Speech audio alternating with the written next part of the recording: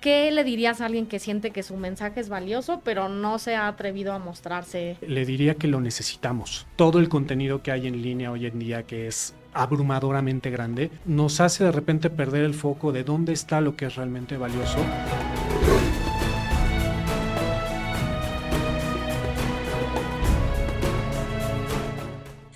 Bienvenidos y bienvenidas al podcast de Maestros que Aprenden, el podcast de educación, negocios y tecnología. El día de hoy queremos hablar de un tema que muchos facilitadores y emprendedores evitan a toda costa, y es la creación de contenidos en redes sociales. Hoy queremos hablar de eso no para que te vuelvas viral ni para que te conviertas en influencer, sino que queremos que puedas encontrar tu voz para convocar a tu tribu, para mandar mensajes con intención a las personas que pueden beneficiarse de lo que tú tienes para ofrecer, y que a través de eso puedas crear una tribu que conecte con tus contenidos y que conecte con tu oferta. Y desde esa mirada estoy muy contenta y honrada de tener el día de hoy a Ricardo Otero, que además de mi compañero de vida es periodista, productor de contenido, estratega y tiene toda la experiencia en la creación de contenidos. Es una de las caras detrás de este podcast y hoy lo hemos llamado para que venga al frente y para que nos pueda contar un poquito más de por qué es importante crear contenidos en redes sociales y utilizar esos canales para conectar con las personas que pueden interesarse en lo que tenemos para ofrecer. Desde esa mirada, pues quiero agradecerte mucho, Ricardo, gracias por estar aquí con nosotros, y querría pedirte que nos compartas un poquito de ti en un par de minutitos para empezar a introducir este tema. Muchas gracias, Gaby, qué gusto saludarlos a todos. Pues sí, si tienen alguna queja respecto al contenido audiovisual de este podcast, es conmigo, soy el productor del podcast de Maestros que Aprenden.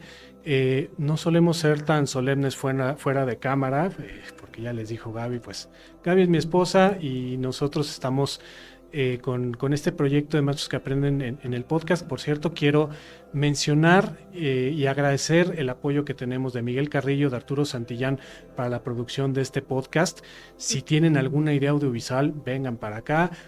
Pregúntenos, con nosotros los podemos guiar para tener un producto súper profesional como el que están viendo o escuchando en este momento. Y bueno, yo he trabajado casi 20 años en proyectos sobre todo de periodismo, de comunicación, principalmente en deportes, que es mi área de especialidad, pero pues bueno, también le he entrado a otras cosas. Dicen por ahí que el perico donde quiera es verde, y pues me han tocado otras cosas, ¿no? Y hablando de temas educativos, pues creo que no es casualidad que tenga un padre pedagogo, una esposa pedagoga, que mis hermanos también, al igual que yo, hemos hecho labores de docencia. La educación es algo que a mí me encanta, es algo con lo que he vivido prácticamente toda mi vida de cerca. Tengo certificaciones en diseño, impartición de cursos. Para mí este tema es algo que también me apasiona muchísimo. Y el podcast de Maestros que Aprenden es una actividad que he disfrutado enormemente y que de verdad me da mucho gusto que ustedes también la disfruten. Justamente quiero empezar con la pregunta más común que recibimos de nuestra comunidad cuando están empezando en la creación de contenidos en redes sociales, y es: Gaby, Ricardo, ¿qué hago con el pánico escénico? ¿No? Creo que es muy interesante el fenómeno de que a veces habemos personas que tenemos mucha experiencia frente a grupo o diferentes experiencias y creemos que podemos prender una cámara y empezar a hablar, y a la hora de la hora nos entra el miedo, el pánico, que no sabemos de dónde viene, por grabar esos contenidos, por poner nuestra cara allá afuera en redes. Cuéntanos un poquito, ¿qué es lo que tú le dices a la gente cuando se presenta este pánico escénico? Lo que yo les digo es que el pánico escénico es una cosa muy natural, que prácticamente a todo mundo le pasa. Quiero contar una experiencia personal muy rápidamente.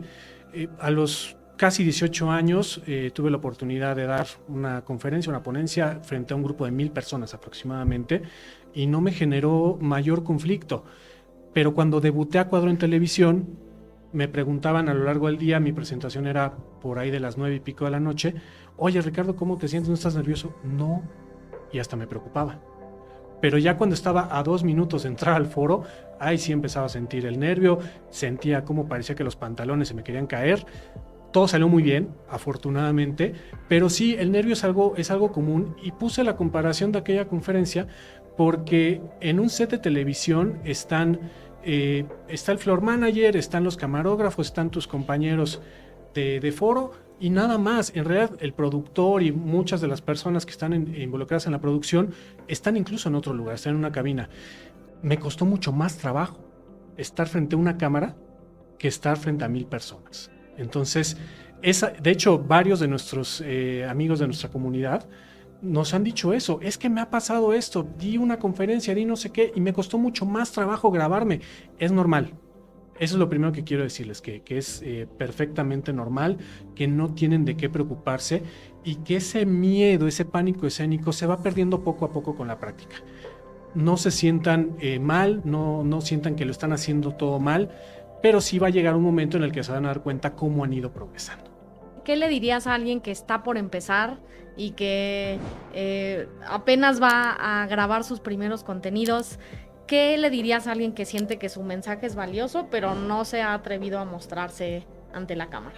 Le diría que lo necesitamos, que todo el contenido que hay en línea hoy en día, que es abrumadoramente grande, nos hace de repente perder el foco de dónde está lo que es realmente valioso. Y ojo, no estoy hablando de que es que ciertos contenidos son buenos, ciertos contenidos no. Hay contenido de entretenimiento que es muy bueno, que es muy valioso, y hay contenido que no lo es. Y hay contenido de prácticamente cualquier tema que es muy valioso y otro que no lo es. Entonces, si crees que tienes algo valioso que decirle a la gente, dilo. Si quieres compartir algo con el mundo, atrévete. ¿Por qué? Porque sí necesitamos ese contenido valioso y creo que es una de las premisas, por ejemplo, que tenemos en este podcast, ¿no? Siempre nos preocupamos porque el contenido sea valioso, sea útil, no solamente para los miembros de nuestra comunidad, sino para quien se topa con nosotros, quien tiene el interés, probablemente no solo de dar cursos, ¿no? De repente pueden toparse con alguno de los temas particulares que hemos tocado en otros episodios, por ejemplo, ventas, ¿no? Que tuvimos con Eduardo Pontones. Y a lo mejor hay tips, hay cosas que les sirven de mucho. Y todo eso suma. El contenido que suma es muy importante, que la gente se atreva a darlo, que no le dé pena, que no se sienta abrumado por la cantidad de contenido que hay en línea. Y simplemente es eso, es dar ese primer paso que luego es el más difícil, ¿no? Y ya después todo va saliendo mucho mejor. Claro, y creo que sí, como decimos, la práctica sea el maestro, ¿no? Y se trata de empezar a hacerlo y ver cómo vas avanzando. Un tema que me parece también interesante es que cuando estamos empezando a grabar esto, como que nos empezamos a preocupar mucho por cómo me veo, si estoy peinado, si la iluminación es buena y demás. Y creo que a veces eso, llegamos a ver contenidos que a lo mejor se cuidó todo eso, pero no se cuidó el conectar y te das cuenta que esos son contenidos que no conectan. ¿Por qué pasa esto? ¿Por qué será que hay contenidos que no conectan con nadie, básicamente? Esa es una muy buena pregunta y creo que puede contestarse de varias maneras. Lo primero que yo hablaría es esa parte que mencionas del verse bien, de la apariencia, creo que es algo natural que tenemos todos, ¿no? Cuando nos mostramos ante alguien, queremos vernos bien, no solamente frente a una cámara, ¿no? Si tenemos una cita de trabajo, ya no digamos una cita romántica o algo por el estilo, queremos vernos bien, ¿no? Pero también no olvidamos de repente el tema de la autenticidad, de mostrarnos realmente como somos. ¿Y por qué lo digo? Porque a lo mejor tú dices, bueno, pues es que no conecté con esa persona que vi. A lo mejor tuvimos una primera cita y pues las cosas no fluyeron y sentí que ella no estaba emocionada por cómo me veía. Pues a lo mejor eso es un filtro. Aquí la cuestión de la autenticidad es poder generar un sentimiento de identificación con la persona que nos está observando. Y no necesariamente tienes que ser una belleza despampanante, un actor de cine para realmente estar conectando con la otra persona. Primero, creo que es algo que tenemos que tener en cuenta, que ya no es muy correcto estar juzgando cuerpos ajenos. Y de todas maneras, estos estereotipos, sobre todo los occidentales, los de nuestra cultura occidental, pues ya no son solamente una cosa de me veo bien, me veo delgada, me veo gordo. No, te ves como te tienes que ver Y tú vas viendo quiénes te van aceptando, quiénes son las personas que van conectando contigo, que dicen, yo soy como esa persona, porque de eso se trata este juego. No se trata de una masividad, lo vamos a ir viendo un poquito más adelante, pero sí de poder conectar con esas personas que a lo mejor, oye, pues tengo sobrepeso, pues a lo mejor yo también, y estamos hablando de un tema de gordofobia, donde tú te estás identificando, ¿no? Y de repente esas conversaciones difíciles parten de eso. O sabes que soy una persona con discapacidad y vamos a hablar de esos temas. Obviamente, vaya, el 15% de las personas en este mundo tenemos, porque yo también, una discapacidad. Entonces, siempre hay que saber dónde conectar, no solamente para generar una masividad que a lo mejor no la necesitamos, sino realmente llegar al punto de decir, aquí está mi tribu, porque mi tribu se identifica conmigo. Yo creo que ese es el punto, lograr una identidad. Sí, porque lo que estás diciendo es que también tienes que entender cuál es tu intención detrás de la creación de esos contenidos. Es decir, si tu intención es ser influencer y volverte viral y que te vean millones, pues a lo mejor eso está padrísimo. Creo que te podemos ayudar menos aquí, porque no somos influencers, ni como dices, la belleza despampanante no es lo nuestro. Pero va mucho más por la mirada de, bueno, ¿a quién le hablas, no? ¿Quién es, como decimos nosotros aquí, quién es tu héroe? ¿Quién es esa persona que se puede beneficiar de lo que tú tienes para compartir? ¿Y cómo vas a conectar con ese héroe, no? Me gustaría que nos hablaras un poquito más de eso. ¿Por qué es importante que si a lo mejor tienes un negocio de capacitación o un programa educativo y quieres convocar a gente para que se integre a eso que tú estás haciendo, por qué es tan importante conocer a tu héroe? Tocas un gran tema, porque hay una premisa básica en este mundo de las comunicaciones públicas. No se trata de ti, no se trata de mí, no se trata de la persona que está aquí frente a la cámara, sino se trata de las personas que te están viendo. Es decir, el héroe, que ya lo mencionaste, ¿no? El héroe es un concepto que manejamos mucho en Maestros que Aprenden. Es esa persona a la que tú vas a guiar. Tú eres el guía, no el héroe. ¿Cómo identificas a ese héroe, que es precisamente la persona que se va a unir a tu tribu?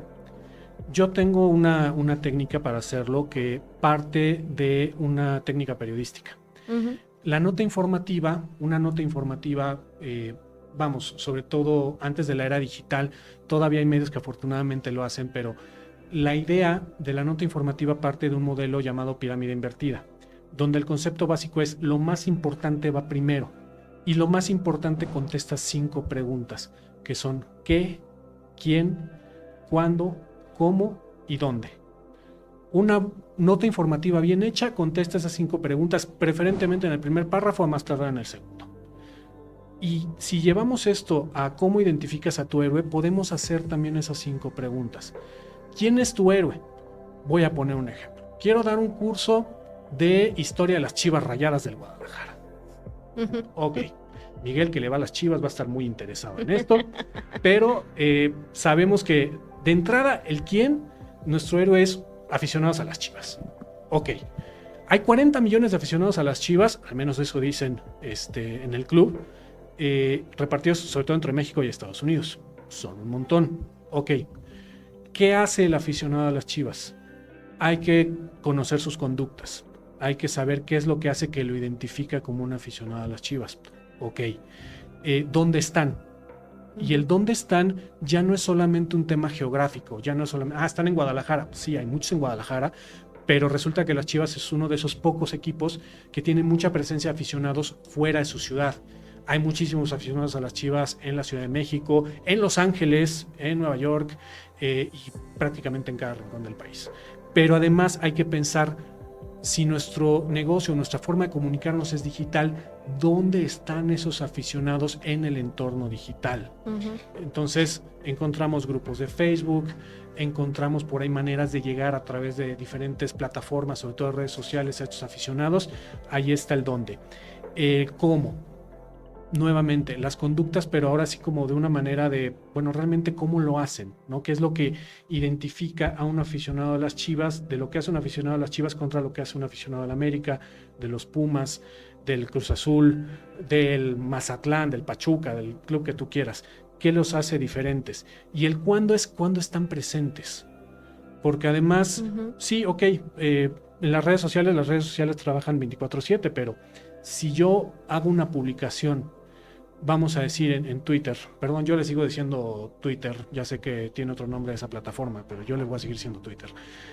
Lanzamos un tweet, digamos un lunes a las 12 del día, no va a tener el mismo enganche que cuando están jugando las Chivas, Mm. porque si hay por ahí patrones de conducta pues están más activos en las redes sociales mientras juega el equipo, y es algo que ya está súper estudiado. Entonces, Ujú. ahí vas perfilando a tu héroe.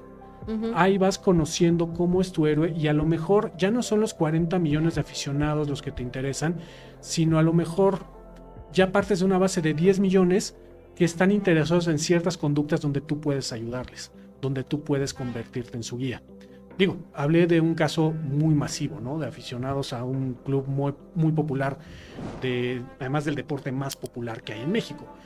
Pero cuando hablas ya de tu negocio, cuando hablas de ese segmento, ese sector al que te quieres dirigir, pues vas encontrando más fácilmente esos factores que te contestan esas 5 preguntas básicas.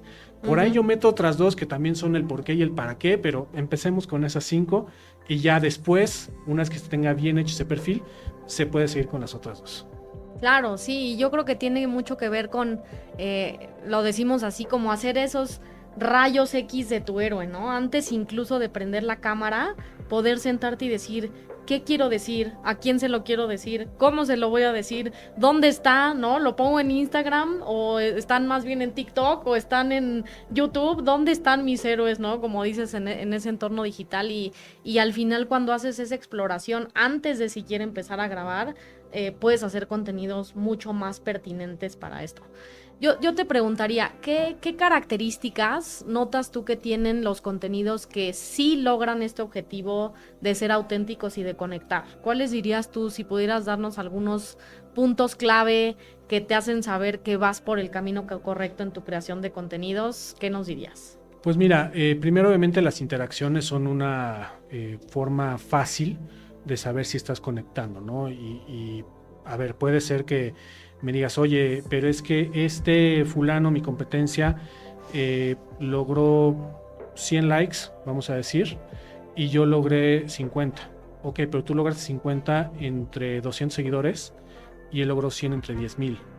Entonces estás enganchando mucho más, ¿no? A lo mejor lo único que Ujú. te falta es crecer un poco, pero estás enganchando muy bien. Creo que un contenido que no tiene claro a quién le habla hace que la atención se disperse, por un lado. Por el otro lado, esa comunidad, el día que estés lanzando un producto, un servicio, eh, te va, te va a responder mucho mejor, incluso en términos de ventas, en términos de suscripciones, de cuál sea tu objetivo, que uno de una persona supermasiva que simplemente, uno, pues se está mostrando él como la estrella de la película, y dos, no tenga tan claro su mensaje. Entonces va por ese lado. ¿Qué pasa, por ejemplo, cuando alguien quiere hablarle a todos, ¿no? Que es un error muy común, y es un Ujú. error, o vamos, es una tentación. Yo creo que es la palabra. Es la tentación que todos tenemos de querer hablarle a todos, de caerle bien a todos, de que todos nos quieran, todos nos amen. Es algo natural. Ujú. Pero eso puede generar eh, un fenómeno que a mí no me gusta en lo absoluto y que creo que es incluso contraproducente, que llamamos clickbait. Ujú. El clickbait es una técnica que busca llamar la atención del público, sobre todo basándose en la generación de sentimientos, Mm. de provocar reacciones inmediatas, sobre todo provocadas por los sentimientos, Ujú. que pueden ser el enojo, puede ser la misma euforia, puede ser la rabia, la conmoción que te provoque algún suceso, ¿no? Entonces, ¿qué haces? Que, por ejemplo, hablando de medios de comunicación, de medios periodísticos, de noticias, pues das una noticia y le metes un lenguaje con mucho adjetivo, Ujú. más que con datos, más que con una descripción puntual de los hechos, y eso hace que la gente obviamente reaccione, y es normal, y los invitaría a que hagan ese ejercicio, a que de repente vean una noticia publicada, sobre todo ocurre en redes sociales, ver cómo esa noticia de repente nos hace sentir que aquí estamos a punto de explotar, que nuestra cabeza ya está tan caliente que va a ser un volcán en erupción. Y eso empiezan a ver el copy o el texto, ¿no? que está acompañando esa nota. Empiezan a ver adjetivos, empiezan a ver alguna reflexión personal de la persona que lo escribió, que no sabemos quién lo escribió. Empezamos a ver esas cosas, esos elementos que nos provocan una conmoción, que nos hace reaccionar y que obviamente nos hace reaccionar de una forma exacerbada, que si la reacción es un enojo, por ejemplo, obviamente va a ser un enojo muy fuerte. E incluso nosotros, por querer llamar la atención, lanzamos un comentario todavía más fuerte que ese comentario que nos puso para enganchar ese copy, esa nota. Entonces, yo lo que les recomendaría es primero ser conscientes de eso, hacer ejercicios de cómo el clickbait te hace reaccionar, porque les va a hacer reaccionar primero, y ahora sí que cuenten hasta 10.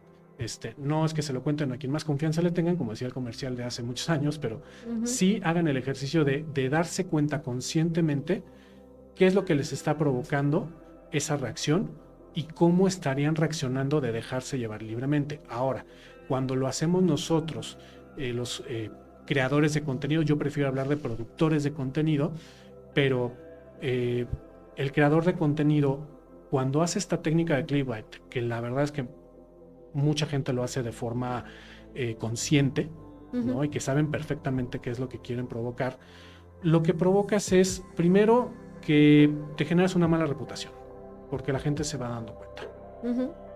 Es natural, o sea, ya la tercera, cuarta vez se empiezan a dar cuenta, pues es que este tío quiere que yo me vuelva loco y le genere interacciones. Sí pasa. Yo lo que les recomendaría en este caso es identifiquen a su héroe, identifiquen a su tribu, identifiquen al tipo de personas con los que quieren llegar. Si quieren dar un curso de matatena verde, pues busquen gente primero que sepa qué es la matatena, ¿no? No busquen al generación Z que en su vida tocó uno de estos juguetes, ¿no? Si quieren dar un curso de plomería, pues van a buscar plomeros. Si quieren dar un curso de, vamos a decir, ventas, que ya hemos tocado el tema, pues van a buscar principalmente vendedores o gente que quiera involucrarse en el mercado de las ventas. Entonces, una vez que ya conozcan a su tribu, también van a entender el lenguaje con el que le tienen que hablar. Porque, insisto, no se trata de cómo tú hables, se trata también de cómo ellos hablen. Entonces, yo les daría estas recomendaciones simplemente para que tengan una comunicación más efectiva con su héroe o su audiencia. Sí, creo que dices dos cosas muy importantes. Por un lado, no caer de repente en malas prácticas que lo único que están buscando es crear polémica o hacerte viral mintiendo o engañando o faltando a la ética y diciendo te voy a contar lo más impactante o con esto que te voy a decir te vas a hacer millonario o este tipo de cosas que igual y en el momento sí causan conmoción, pero que a largo plazo no están generando realmente una conexión o una lealtad de esas personas que te escuchan porque se dan cuenta que, como digo yo, les estás vendiendo humo, ¿no? No hay nada de valor dentro de lo que estás diciendo. Y por otro lado, como dices, realmente tomarte el tiempo de analizar a tu héroe para poder hablarle desde su lenguaje, analizar a ese cliente ideal o alumno ideal y entender con qué conecta y cómo conectas con él sin necesidad de meter polémica ni nada de estas cosas que creo que no es lo que estamos buscando, ¿no? Y creo que desde esa mirada quiero un poco romper este mito de que para ser creador o productor de contenido en redes sociales tienes que querer ser influencer, ¿no? Porque se ha banalizado mucho este tema de que te quieres volver influencer y de que quieres millones de seguidores y muchas veces el caso es pues más parecido como nuestra comunidad. Quiero llenar un grupo de 30 personas en mi curso, quiero lanzar un programa educativo y que la gente se interese, quiero crear una comunidad de aprendizaje sobre un tema que me interesa, ¿no? Entonces yo te preguntaría, ¿qué le dirías a un facilitador que dice, no, yo no me meto en las redes sociales porque yo influencer no soy? Primero preguntaría, ¿qué es un influencer? Realmente hay que preguntarnos qué es un influencer, ¿no? Porque es un término que salió de los war rooms, cuartos de guerra, de las agencias de marketing, y lo sé porque me ha tocado estar en alguno, y que salió al público refiriéndose a una persona que tiene influencia en un grupo de personas, ¿no? Pero a ver, ¿qué es un influencer? ¿Un influencer tiene muchos seguidores? No necesariamente. De hecho, ya las agencias de marketing han tenido que segmentar al término microinfluencer para hablar de queremos una campaña donde buscamos a una persona que tenga cierta influencia en este tipo de personas. Y hasta ponen que tenga entre 5,000 y 10,000 seguidores. El número de seguidores, la realidad es que no va necesariamente ligado a influir en los demás. Hemos conocido ejemplos de personas que tienen millones de seguidores, que de repente lanzan un producto, lanzan la camiseta de su marca, o sea, de ellos mismos, lanzan merch, le dicen ahora, ¿no? A la mercancía, así le dice la chaviza. Lanzan tazas, lanzan un montón de cosas y les compran 3 productos de tener 1 millón de seguidores. Obviamente ahí algo hubo mal, ¿no? Y pueden ser muchas cosas, pero principalmente que no hay ese enganche, como decíamos, ¿no? Puedes tener un montón de likes, un montón de reacciones, un montón de comentarios en tus publicaciones, pero a lo mejor si tienes demasiados seguidores, en realidad ese porcentaje de engagement no es tan alto. Yo no soy un experto en marketing, pero sí me queda claro que un influencer no necesariamente va ligado al número de seguidores. Entonces, si lo que queremos es juntar un grupo de 10, 20, 30 personas, no estamos hablando de que necesites ese 1,000,000 de seguidores para juntar ese grupo, sino realmente encontrar esa tribu. Y hemos hablado de embudos de ventas, por ejemplo. Y a lo mejor para llegar a esos 30 necesitas juntar a 3,000. Porque 30 son el 1% de 3,000, pero no necesitas 1,000,000. Y al final esos 30, con lo que estás, con el importe que le estás dando a tu curso, vamos a decir que es de 3,000 pesos, pues estás sacando 90,000 pesos bastante decentes, ¿no? Y allá dependerá de cada cuánto lo hagas, con qué frecuencia, y de seguir empujando tu contenido, tu publicidad en línea. Yo lo que les diría es, no se metan en el término influencer. No se trata de eso. Los influencers, pues ahí están, ¿no? Y ahí están muy bien. Y sí hay gente que le echa muchas ganas para ser más conocido, para tener más seguidores, y está bien. Pero creo que tratándose sobre todo de nuestra comunidad, de que son personas interesadas en ofrecer su experiencia profesional y compartirla con otras personas, creo que el camino no va por ahí, no va por la masividad. Hay que tener clara la intención que uno tiene, porque si a lo mejor tienes millones de seguidores, pero no vendes ni 30 camisetas, como hemos visto muchos casos, ¿qué tal si tienes 3,000 y logras llenar mes con mes tus cursos, ¿no? Son personas mucho más comprometidas porque les estás hablando, estás conectando con ellos y les está haciendo sentido lo que escuchan y les está resolviendo una necesidad o un problemón, como decimos, y de esa manera puedes enganchar sin necesidad de llegar a millones. Quiero irme moviendo un poco ya en este último bloque hacia también la parte que suele generar mucha ansiedad, que es esta creencia de que necesito una gran producción para crear contenido, ¿no? Pasa mucho que, oye, pues es que yo veo que en Instagram, que en Facebook tienen micrófonos y tienen una gran iluminación y hacen unas ediciones súper guau, y entonces me pasa mucho que mi comunidad se clava demasiado en ¿y qué micrófono me compro? ¿Y qué luz compro? Y no me alcanza, ¿no? Y este tipo de temas como si fueran a hacer una producción de televisión. Y a veces pueden ser cosas mínimas porque lo que realmente importa es el mensaje.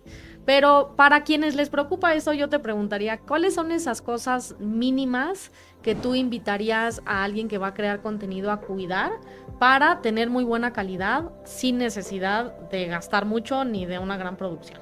Creo que una de las cosas que ha traído el modelo digital en el que estamos inmersos en cuanto a la comunicación ya en los últimos 20 años es esa parte de la autenticidad es mucho más valorada.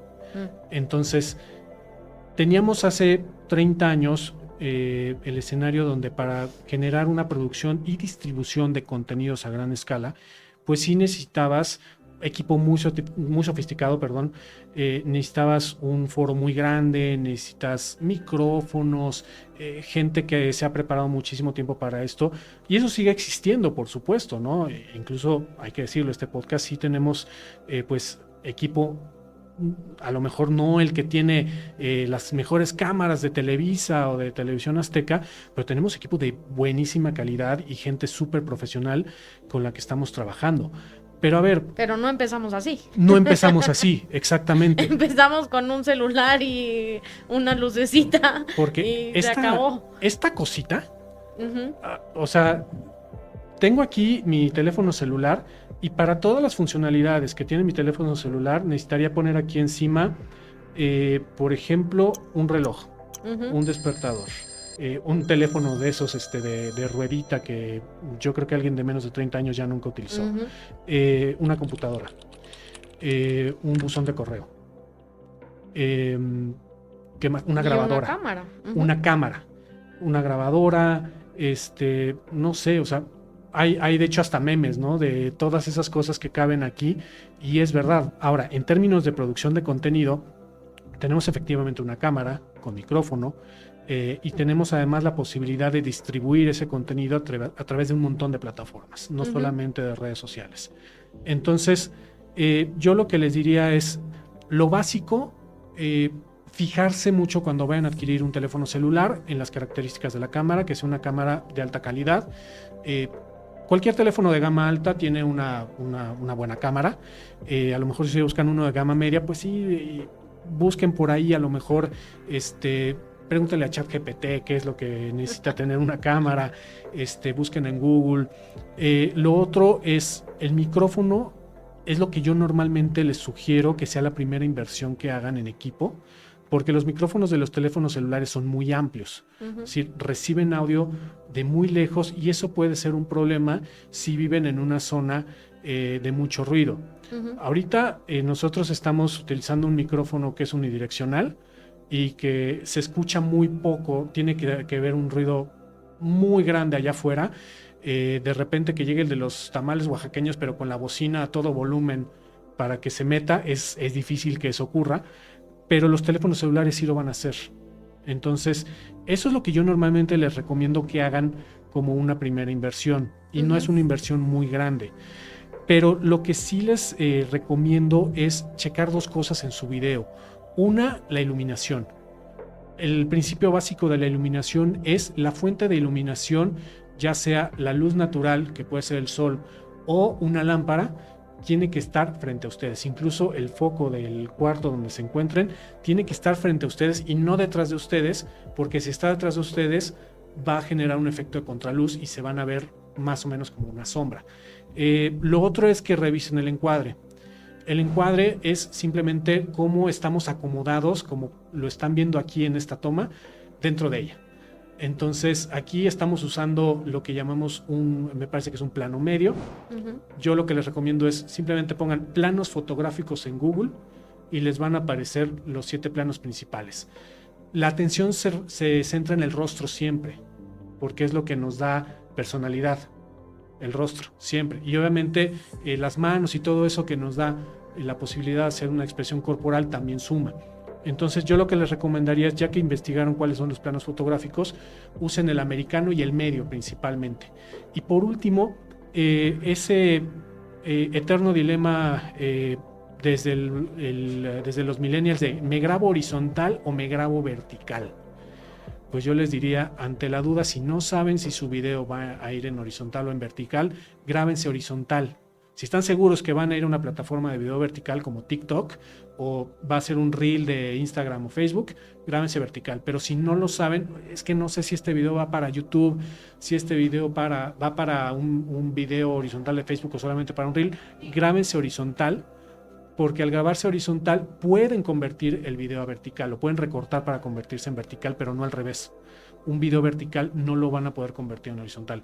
Esas son las primeras recomendaciones que les doy y por supuesto invitarlos a que se unan a nuestra comunidad, porque tenemos periódicamente este tipo de sesiones donde les damos muchas más, o mejor dicho, recomendaciones más detalladas para producción de contenidos.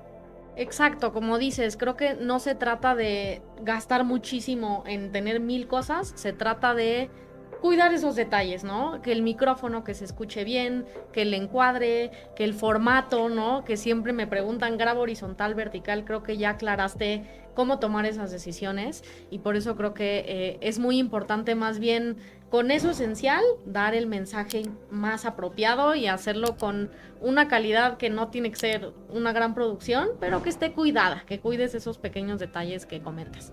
Bueno, y un poquito para cerrar, creo que otra de las grandes preguntas que recibimos siempre es, oye, estoy empezando, me meto a Google y empiezo a buscar apps o herramientas para crear contenido y me salen 500 y unas son súper elaboradas y otras son más fáciles y algunas cuestan muchísimo, otras son más baratas. Si le hablaras a alguien que está creando contenido en redes sociales por primera vez, ¿cuáles serían las 2 o 3 apps o herramientas que les recomendarías que aparte de fáciles de usar, son de bajo costo para alguien que está empezando? Mira, por ejemplo, TikTok tiene una herramienta de edición y es bastante intuitiva.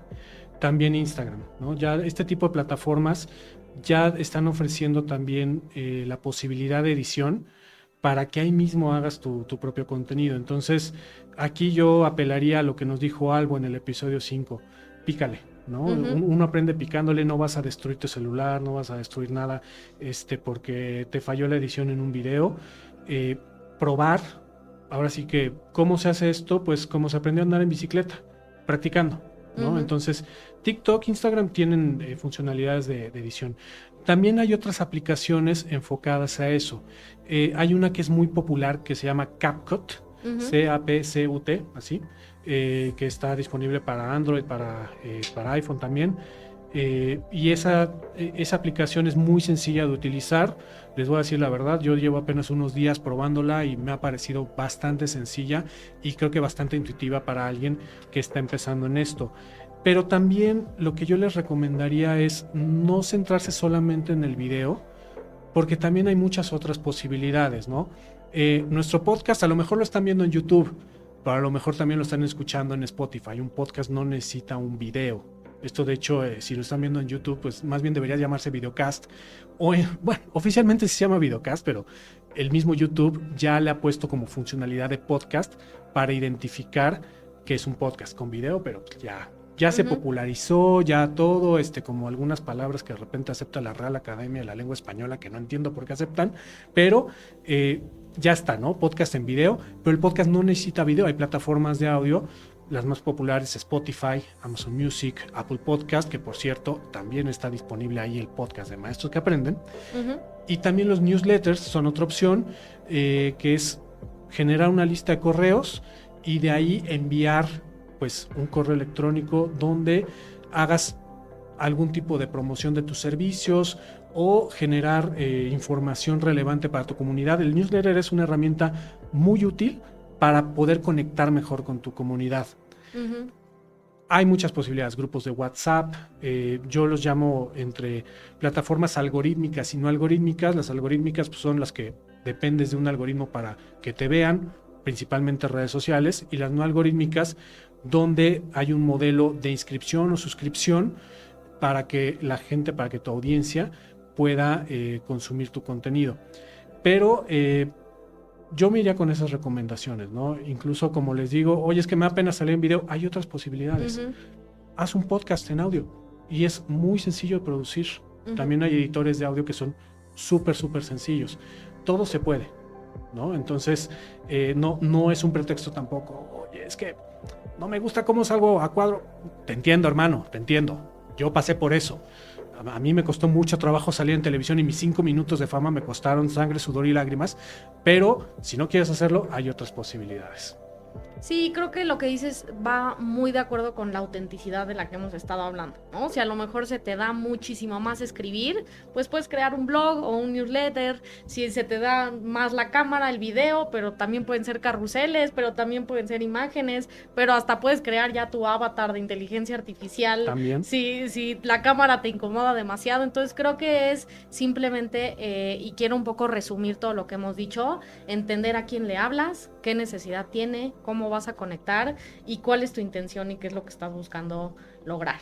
Oye, pues en verdad, 1000 tips y consejos y herramientas muy valiosas. Te agradezco mucho habernos acompañado el día de hoy en este podcast. Si pudieras dejar un último mensaje a nuestra comunidad de qué es lo que no pueden perder de vista cuando creen contenidos, ¿qué les dirías? Ya muy breve y casi que de bala. 2 rápidos consejos. El primero es que la cámara no muerde y el segundo es que sean pacientes, ¿no? Se van a dar cuenta después de un tiempo que estén produciendo contenidos, cuando volteen a ver los primeros que hicieron, que hasta van a decir, ay, ¿en serio yo hice eso tan feo? No está feo, simplemente están progresando. Y creo que de vez en cuando hay que tener esas pequeñas pausas para poder reconocer y celebrar ese progreso que están teniendo. Mira, justamente una recomendación que me dio un mentor cuando estaba empezando en esto era, si no te da vergüenza, lo sacaste demasiado tarde, te tardaste mucho. Y creo que justo de eso se trata aquí. Bueno, pues les agradecemos mucho el habernos acompañado el día de hoy. Esperemos que este capítulo del podcast les haya dado más confianza en la creación de sus contenidos, el que pierdan un poquito el pánico escénico, el que se atrevan a compartir su mensaje y en el que más que volverse viral, piensen en cómo puedo conectar con esa tribu que está esperándome y que quiere escuchar algo valioso que yo tengo para compartir.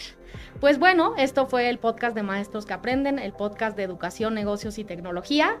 Les invitamos a que si esto les hizo sentido, exploren un poquito la comunidad que tenemos de facilitadores Jaguar, donde van a poder tener muchas más herramientas de este tipo, justamente en temas de educación, negocios y tecnología. Si quieren ser facilitadores o líderes de equipo que puedan tener más herramientas o si están buscando emprender sus negocios de capacitación. Yo me despido y nos vemos en la próxima.